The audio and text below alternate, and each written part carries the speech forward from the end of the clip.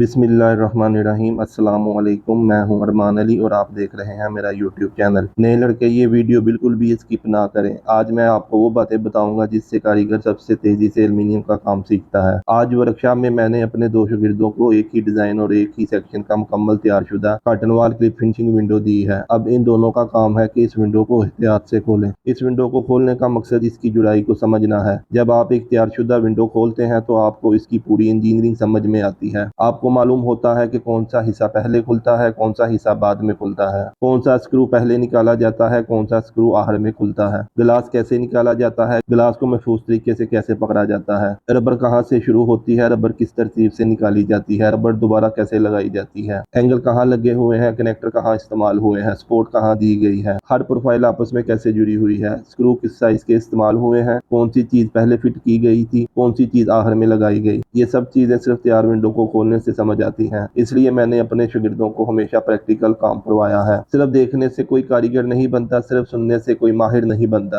اصل سیکھنا ہاتھ سے کام کرنے میں ہے۔ جتنا زیادہ ہاتھ چلائیں گے اتنا زیادہ سیکھیں گے۔ اگر آپ واقعی ایلومینیم کا کام سیکھنا چاہتے ہیں تو فارغ وقت کبھی ضائع نہیں کریں۔ ورکشاپ میں اگر کوئی کٹ پیس پڑا ہو تو اسے اٹھا لیں، اس پر لاک نکالنے کی پریکٹس کریں، پھر وہی لاک دوبارہ نکالیں، پھر دوبارہ لگائیں۔ کبھی ونڈو کا لاک نکالیں، کبھی ڈور کا لاک نکالیں، کبھی ہینڈل لگائیں، کبھی ہینڈل اتاریں، کبھی ویل لگانا سیکھیں، کبھی ویل نکالنا سیکھیں، کبھی چھوٹے چھوٹے پیس جوڑنے کی پریکٹس کریں، کبھی فریم بنائیں، کبھی شٹر تیار کریں، کبھی کونے جوڑیں، کبھی اسکرو لگانے کی مشق کریں، کبھی اسکرو کھولنے کی مشق کریں۔ ہر دن کچھ نہ کچھ نیا سیکھیں۔ ورکشاپ میں فارغ بیٹھنے کی عادت چھوڑ دیں۔ جو شخص فارغ وقت استعمال کرنا سیکھ جاتا ہے وہی جلد کامیاب ہوتا ہے۔ اپنے استادوں کے قریب رہیں، استاد کے کام کو غور سے دیکھیں۔ یہ دیکھیں کہ وہ پہلے کیا کرتے ہیں، بعد میں کیا کرتے ہیں، کس اوزار کو کب استعمال کرتے ہیں، کس بات کا خاص خیال رکھتے ہیں۔ اگر استاد کو کوئی اوزار چاہیے ہو تو اس کے مانگنے سے پہلے اس کے ہاتھ میں دے دیں۔ اس سے آپ کی توجہ بھی بڑھے گی، آپ کی رفتار بھی بہتر ہوگی اور استاد بھی آپ سے خوش ہوگا۔ سوال پوچھنے میں کبھی شرم محسوس نہ کریں۔ جو چیز سمجھ نہ آئے فوراً پوچھ لیں۔ غلطی کرنے سے نہ ڈریں، لیکن ایک ہی غلطی بار بار نہ دہرائیں۔ ہر غلطی سے سبق سیکھیں۔ ہر دن خود کو کل سے بہتر بنانے کی کوشش کریں۔ یاد رکھیں، مہارت ایک دن میں نہیں آتی، مہارت مسلسل محنت سے آتی ہے، صبر سے آتی ہے، لگن سے آتی ہے اور سب سے بڑھ کر مسلسل پریکٹس سے آتی ہے۔ آج کی محنت ہی کل آپ کو ایک اچھا کاریگر بنائے گی اور ایک اچھا کاریگر ہی اپنی محنت سے عزت بھی کماتا ہے اور رزق بھی۔ ایک اور بات ہمیشہ یاد رکھیں، جو شاگرد جلدی سیکھنا چاہتا ہے وہ کبھی کام سے نہیں بھاگتا، وہ ہر نئے کام میں خود آگے بڑھتا ہے۔ وہ کہتا ہے استاد جی یہ کام مجھے کرنے دیں، شروع میں غلطی ضرور ہوگی لیکن انہی غلطیوں سے انسان سیکھتا ہے۔ میں بھی ایک دن میں کاریگر نہیں بنا تھا، میں نے بھی بار بار غلطی کی، بار بار دوبارہ کوشش کی، تب جا کر تجربہ حاصل ہوا۔ اس لیے غلطی سے کبھی نہ گھبرائیں، بس کوشش کریں کہ ایک ہی غلطی دوبارہ نہ دہرائیں۔ ورکشاپ میں جو بھی نیا کام آئے اسے غور سے دیکھیں، اگر موقع ملے تو خود اپنے ہاتھوں سے بھی کریں۔ صرف موبائل پر ویڈیو دیکھنے سے کوئی ماسٹر نہیں بنتا، ویڈیو صرف راستہ دکھاتی ہے، اصل سفر آپ کے ہاتھ کرتے ہیں۔ جس کے ہاتھ زیادہ چلتے ہیں اس کا دماغ بھی اتنا ہی تیز چلتا ہے۔ ہر پروفائل کو ہاتھ میں پکڑ کر دیکھیں، ہر لاک کو کھول کر سمجھیں، ہر ویل کو لگا کر دیکھیں، ہر سکرو کی جگہ یاد رکھیں۔ جب آپ ایک ہی کام 10 بار کریں گے تو 11ویں بار وہ کام خود بخود ہی ہو جائے گا۔ اس کا نام تجربہ ہے اور یہی تجربہ آپ کی اصل کمائی ہے۔ محنت کبھی ضائع نہیں جاتی۔ آج جو وقت آپ سیکھنے میں لگائیں گے کل وہی وقت آپ کو دوسروں سے آگے لے جائے گا۔ اپنے ہاتھوں کو کام کی عادت ڈالیں، اپنے ہاتھوں کو باریکیاں دیکھنے کی عادت ڈالیں، اپنے دماغ کو ہر روز کچھ نیا سیکھنے کی عادت ڈالیں۔ انشاءاللہ ایک دن ایسا آئے گا کہ لوگ آپ سے کام سیکھنے آئیں گے۔ اللہ تعالی ہم سب کو محنت، صبر، اخلاص اور بہترین ہنر عطا فرمائے، آمین۔